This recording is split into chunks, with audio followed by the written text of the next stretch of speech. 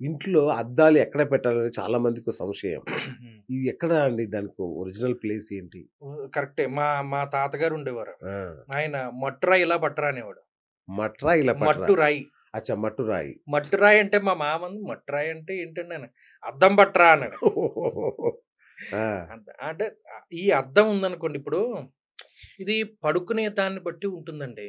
సూక్ష్మం ఏంటి అంటే ఇప్పుడు తూర్పు ఇల్లు ఉందనుకోండి. ఒక్కొక్కడు దక్షిణం వైపు తలకాయ పెట్టి పడుకుంటారు. ఒక్కొక్కళ్ళు తూర్పు పడమరలుగా పడుకుంటారు. అవును. ఎప్పుడైనా నియమం ఏంటి అంటే లేవగానే అద్దం చూడకూడదు. అచ్చా! ఓకే. లేవగానే అద్దం చూడకూడదు. ఓకే. ఎవడైతే లేవగానే అద్దం చూసుకుంటాడో అది ప్రమాదం. ఓహ్!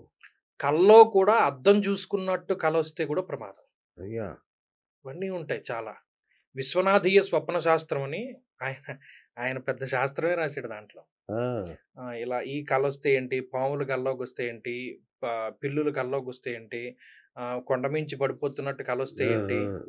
అన్నిటికి విశ్వనాథీయ స్వప్న శాస్త్రం అని అంటే నాకదొకటే తెలుసు. నేను అదేలెండి. అదొకటి అదేలెండి. ఆ!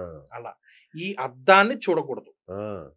అందుకని బెడ్‌రూముల్లో అద్దాలు పెట్టుకునేవాళ్ళు మీ తలకి వెనక పక్క అద్దాన్ని పెట్టుకోండి. తలకి వెనక పక్కన. అలా ఓకే. అని దక్షిణం గోడకో, లేపోతే ఉత్తరం గోడకో కాకుండా తూర్పు, పడమరలుగా ఉండేలా చూసుకోండి. ఓహో! ఓకే. తూర్పు, పడమరల దిక్కులో అద్దాలుండొచ్చు. తూర్పు, పడమర. ఓకే.